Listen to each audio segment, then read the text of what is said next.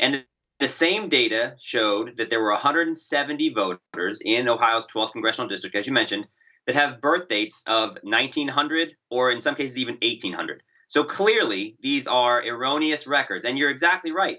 These are all opportunities for fraud.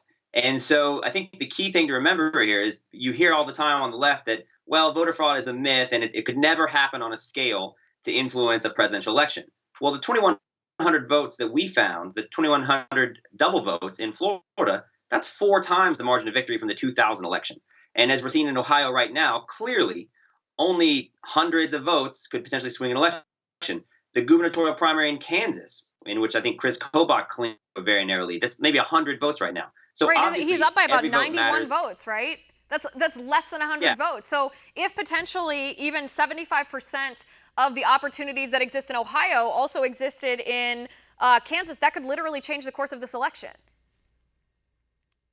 You know, the key point to remember, Liz, is that the left defines voter fraud in very technical, under-inclusive terms. They define voter fraud as an intentional effort from a non-voter to impersonate a legal voter. Whereas I think you and your viewers and most Americans, quite honestly, would just define voter fraud as anything that discounts the true weight of an honest vote. And that can include double voting. That can include absentee ballot fraud. That can include felons voting, right? That can include non-citizen voting. So there's a lot of ways in which voter fraud can occur that I think the left's definition doesn't encompass. Right. So talk to me about, I guess, what you found for the 2016 election, because, of course, Democrats' immediate response to your study is going to say, well, just because those registered voters were registered, like, yes, they're perhaps dead, you know, or maybe it was a fraudulent registration, but that doesn't mean they cast a vote. That doesn't mean they made a difference. But you found in 2016 that actually 72 of those people who were registered over the age of 116, they actually did cast votes. Exactly. So we know that there's 72 people that voted in 2016. Now, that doesn't mean that they voted in the current election. But I think the key thing to recognize is that the left does 2 things, and I lay this out in the book.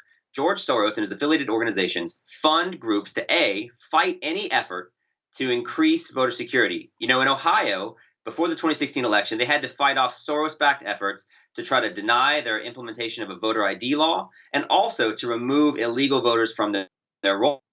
As you noted, the voter ID law is controversial because people claim that it's somehow racist and it oppresses minority turnout to require people to show a driver's license when you go vote.